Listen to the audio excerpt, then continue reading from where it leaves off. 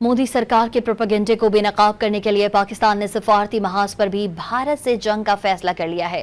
भारतीय लॉबिंग का जवाब देने के लिए पाकिस्तान का आला सतह का सफारती वफ्द जल्द न्यूयॉर्क जाएगा।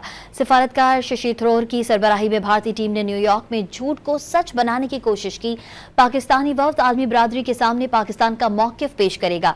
पहलगाम ड्रामे के बाद पाक फौज से बुरी तरह शिकस्त खाने के बाद भारत आलमी सतह पर झूठ फैलाने की कोशिश कर रहा है।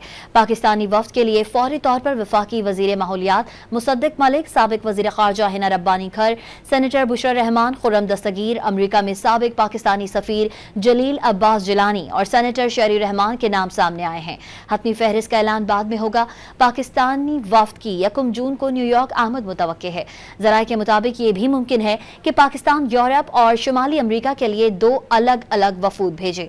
चेयरमैन पाकिस्तान पीपल्स पार्टी और साबिक वजीर खारजा बिलावल भुट्टो जरदारी पाकिस्तानी एक वफ्द की क़यादत करेंगे।